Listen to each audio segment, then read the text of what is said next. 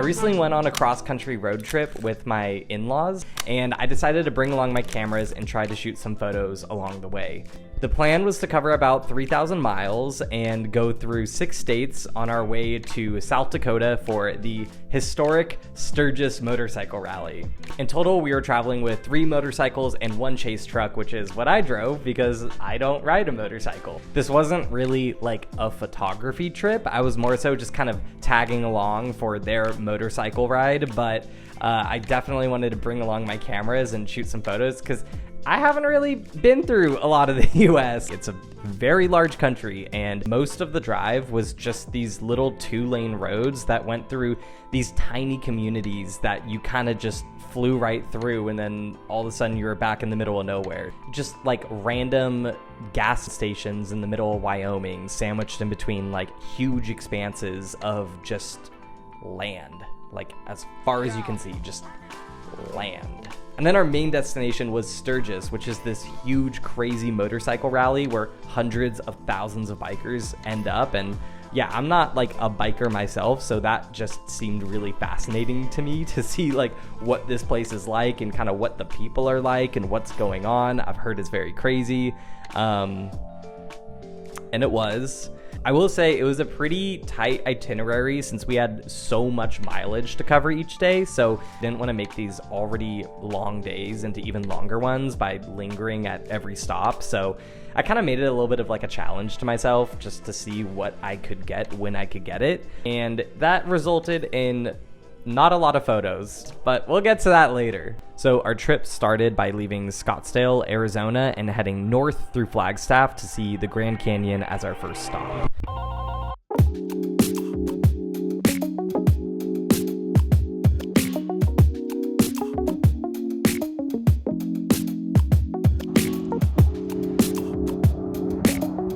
On the hog.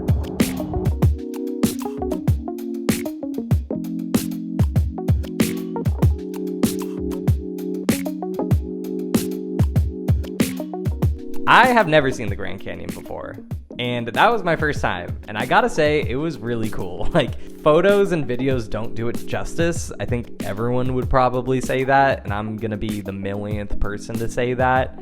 But it was seriously stunning. My wife and I both loaded our cameras in the parking lot expecting to shoot like a ton of photos at this first stop, but once we saw it, I think we both kind of instinctively knew it wasn't going to translate in photo as good, so we kind of only shot a couple photos before I got distracted by the absurd wildlife there.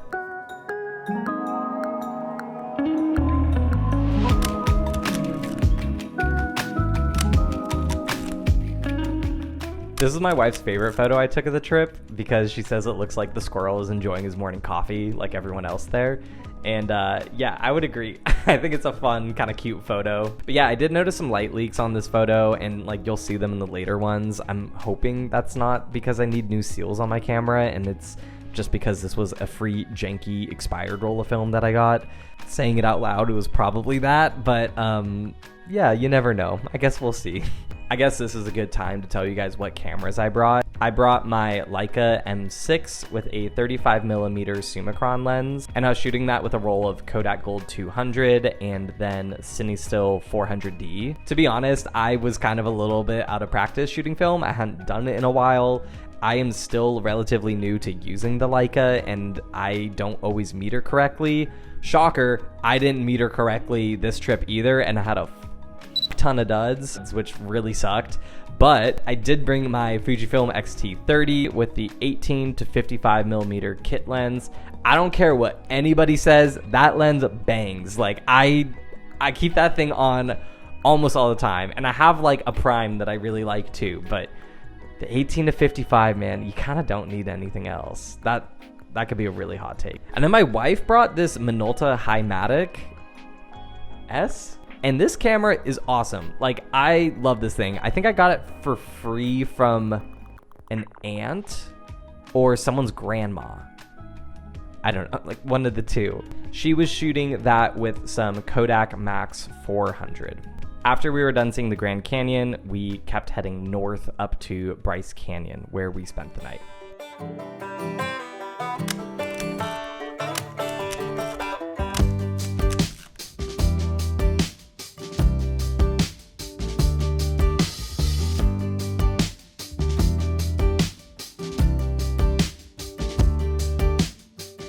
The next day, we were headed to Park City via Escalante Road.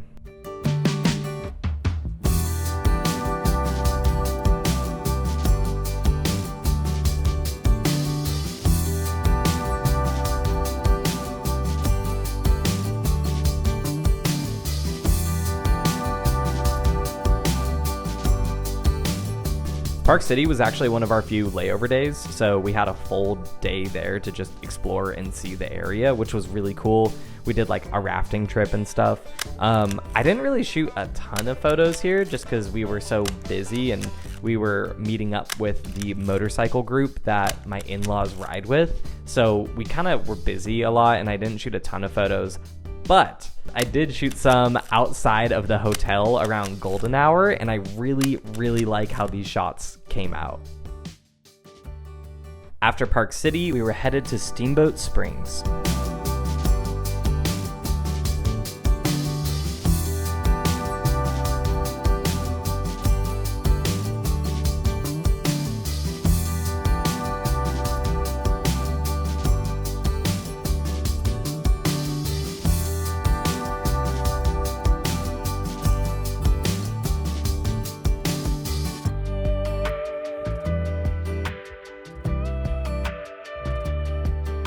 Unfortunately, we got in around golden hour, so a lot of the town was already like closed for the day, but I decided to grab my cameras and just walk over to the ski resort nearby because I really wanted to see it. It was super windy and like kind of cold and no one was out. There wasn't really much, but it was like a really pretty walk, and I got this photo of the Coca-Cola polar bear, which I thought was nice, I guess. Then I ended up on the top of this parking garage and I was just like looking at the mountain and like kind of sunset. And here's where I was kind of dumb because I didn't realize I only had like 2 shots left. So I got this one of this street light, which I actually quite like this photo a lot. It's not really that interesting, but I think it's really dreamy and kind of like cool. So I like this photo. Yeah, that was kind of everything that happened in Steamboat Springs. It wasn't a ton, but it was cool to walk around. The next day, I loaded up my Cinestill 400D and headed to Thermopolis, Wyoming, which was definitely like the most random place that we stayed. On the way there though, we stopped at some really cool tiny gas stations in like the middle of Wyoming, and I actually got some of my favorite photos just at these random places. We'd stop for like 10 or 15 minutes so everyone riding a bike could stretch, and I would just kind of like walk around and see if there's anything interesting. And just as I was heading back to the car to leave, this really cool old truck pulled up and parked, and I was kind of like waiting for the guy to get out and like leave so I could take a photo of it. And so I was like checking my settings kind of like off to the side, just like pointing it around, trying to meter it. And I was like, I guess pointing my camera at like this minivan that was like parked in the back of the gas station. And then out of nowhere, this woman like sticks her head out the window and is like yelling at me like to not take photos of her. And I was like, oh shit, like, no, I'm not taking photos of you. Like, I swear. And it was like really weird. It kind of like freaked me out for a second. She was like really angry, but I was able to somehow like convince her I wasn't taking photos of her. And then I like turned around and got this photo of the truck and then just like pieced out of there, and we were back on the road. But when I got my scans back, I was like, oh, this photo's awesome. So I guess it was worth getting yelled at by a crazy woman living in a minivan. It sucks when someone yells at you for taking their photo, but I wasn't even doing that. So once we got to Thermopolis, we stayed in this just premium 5-star hotel. It was something else. There was like this bar in the hotel. They called it the Safari Club, and it was just like filled to the brim with taxidermy, like more taxidermy than you could imagine. And the motorcycle group that we were sort of riding with, like everyone stayed there and like completely overwhelmed the hotel staff, and they were just like, what the f is going on? And meanwhile we were like, what the f is going on with this like hotel taxidermy bar? So it was like a really strange night, but in like the best way possible. After Thermopolis, it was our last day to push on to Spearfish, South Dakota, which is just outside of Sturgis. That's where we were staying. And we had a stop along the way in Buffalo, Wyoming to meet up with a friend.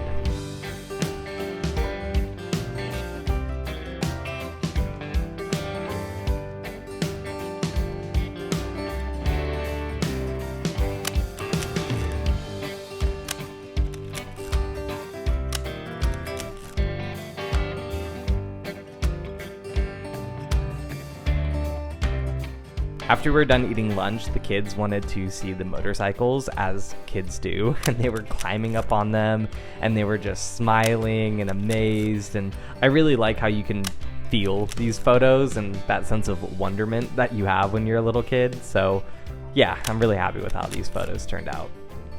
Then after lunch, we made the final push into Sturgis.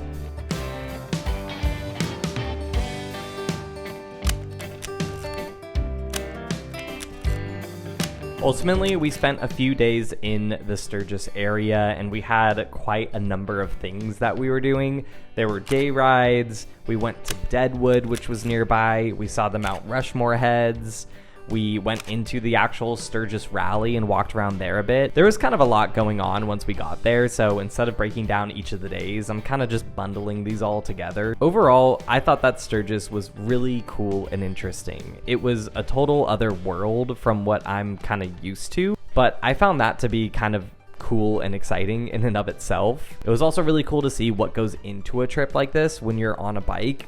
Everyone sort of had their own way of getting there, is kind of what I realized. The bikes were different, the gear was different, the styles were different. They were coming from all over the country, from all different places, and yet they all found their way to this one spot. And in that way, it kind of makes you feel like you're a part of something bigger.